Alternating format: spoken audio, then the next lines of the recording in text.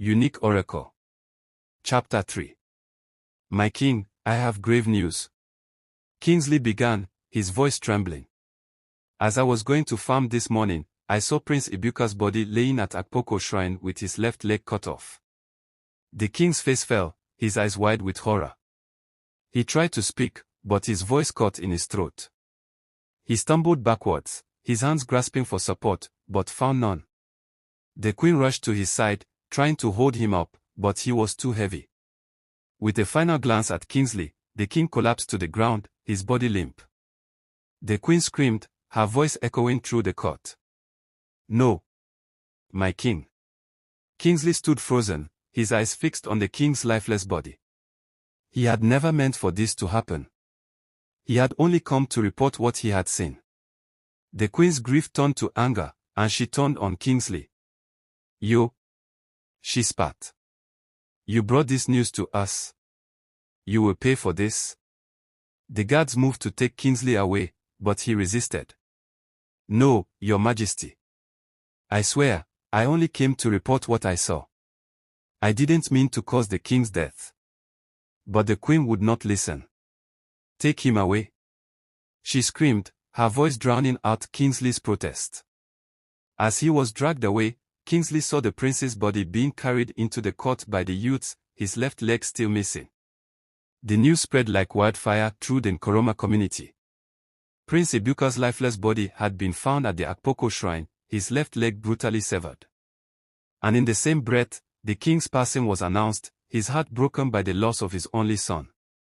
Panic set in as the reality of the situation sunk in. The people of Nkoroma cowered in fear, afraid to leave their homes. Who would protect them now? King Adaib, their trusted leader, was gone. The very thought of facing the unknown without him was paralyzing. Rumor swirled, trying to make sense of the senseless. What had angered Akpoko, the revered oracle meant to safeguard their community? Why had it turned against them, bringing devastation and death?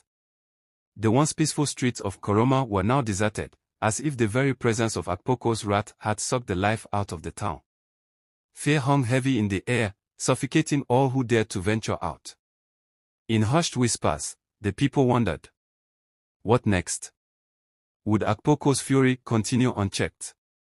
And who would stand against the oracle's wrath, now that the king was gone? The uncertainty was crippling, leaving the community frozen in terror.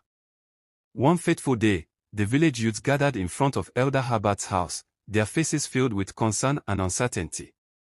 The recent events had left them shaken, and they saw the wisdom and guidance of the elderly man, who was the only surviving person in his age grade.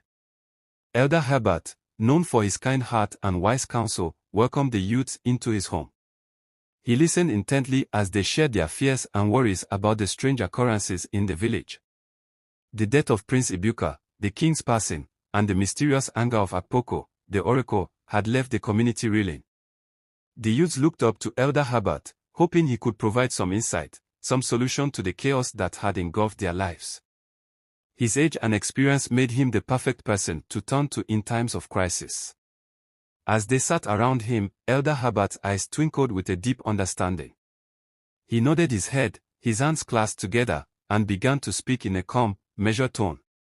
My children, I sense your fear and uncertainty. But let us not forget the ways of our ancestors. Let us seek guidance from the wisdom of the past.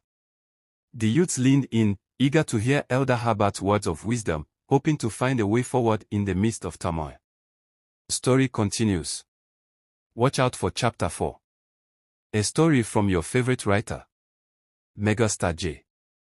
Please share, comment and like for the next chapter. Thanks.